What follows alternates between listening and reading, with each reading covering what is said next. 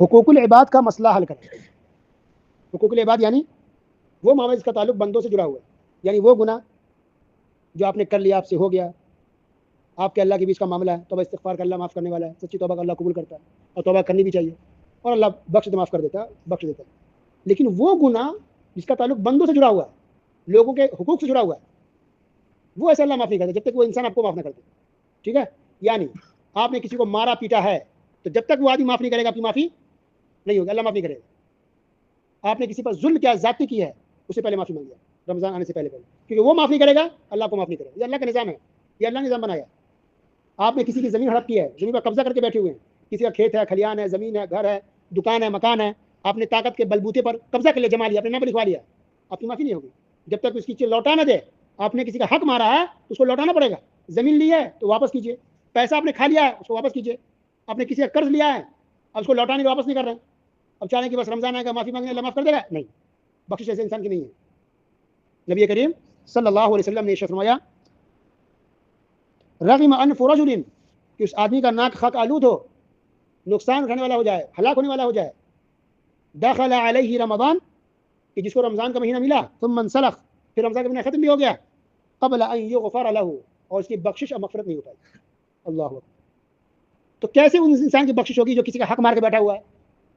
اسے حقوق العباد سے کہتے ہیں کہ آپ نے اگر کسی کا حق مارا ہوا ہے, آپ کا گناہ ایسا ہے, کرائم جو انسان سے جڑا ہوا ہے, تو اس سے معافی مانگنی پڑے گی. آپ نے کسی پر تہمت لگائی ہے, بہت بڑا کرائم ہے, جب تک وہ انسان کو معافی کرتی معافی نہیں ہوگی. کسی کو آپ نے کسی کو بدنام کیا ہے, اتنا بڑا گناہ کیا, آپ کی بخشش نہیں ہوگی جب تک وہ آپ کو معاف نہ کر دے. تو آپ نے کسی پر ظلم کیا, کسی پر تہمت لگائی, کسی کو بدنام کیا, کسی کی زمین ہڑپ کیا, کسی کا پیسہ کھا کے بیٹھے ہوئے ہیں, وہ کم ہو یا زیادہ ہو, اس کا حق آپ کو لوٹانا پڑے گا, اس سے معافی مانگنی پڑے گی. اللہ کے رسول صلی اللہ علیہ وسلم کے پاس جنازہ میت جب لایا جاتا, آپ پوچھتے اس پر کوئی قرض ہے, اگر باقی رہتا تھوڑا بھی قرض, تو آپ جنازہ کی نماز پڑھانے سے انکار کر دیتے کہ میں نہیں پڑھاؤں گا. اللہ اکبر. شہید اللہ کرے میں شہید ہو جائے, سارا گناہ معاف, سیدھا جنت. لیکن وہ بھی اگر کسی کا 100 روپیہ بھی اگر لے کے رکھے ہوئے ہیں, ان کی روح لٹکی رہتی ہے, اس وقت تک جنت میں جائیں گے جب تک کہ وہ انسان خود معاف نہ کر دے یا گھر کا کوئی آدمی ان کی طرف سے ادا نہ کر دے. اتنی بڑی بات ہے معاملات کی, اس کو ہلکے مت لیجیے. اگر آپ اپنی بہنوں کا حق کھا کے بیٹھے ہوئے ہیں, زمین ترکہ میراث میں آپ نے ترکہ نہیں دیا, یعنی آپ کے باپ, آپ کے جو والد ہیں, ان کی جو پراپرٹی ہے جس کو ترکہ میراث, آپ کہا کہ آپ کے بہنوں کا بھی حق ہے, آپ کے ابو کے میراث میں, تو آپ نے نہیں دیا بہنوں کو اپنے باپ کے ترکہ میں سے, خطرناک معاملہ. رمضان آنے سے پہلے ان کا ترکہ واپس کیجیے. اگر آپ کے دادا کی پراپرٹی میں سے آپ کے ابو نے نہیں دیا, آپ کی پھوپھیوں کو, آپ کی دادا کی پراپرٹی میں آپ کی پھوپھی کا حصہ بنے گا, آپ کے ابو نے نہیں دیا, تو چپ چاپ مت بیٹھیے کہ باپ نے نہیں دیا میں کیا کروں. آپ دیجیے, آپ اپنی پھوپھیوں کو حصہ دیجیے ترکہ میں, میراث میں.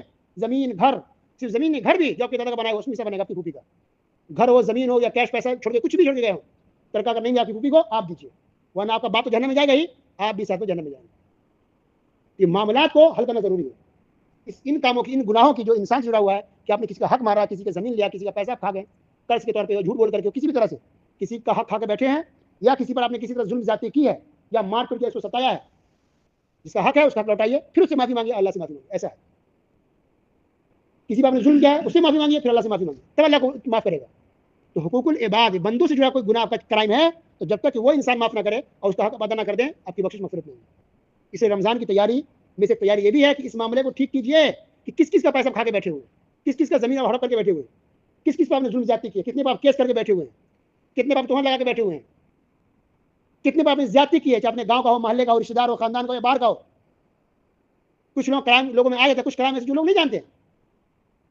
تو لوگ جانے نہ جانے, اللہ تو معلوم ہے نا, اللہ تو جان رہا ہے کہ کسی سے آپ نے پیسہ کھایا, کس کا پیسہ دبا کے بیٹھے ہوئے, کس پر آپ نے زیادتی کی ہے, کس کو ستایا, کس کو آپ نے جینا حرام کر کے رکھا ہے.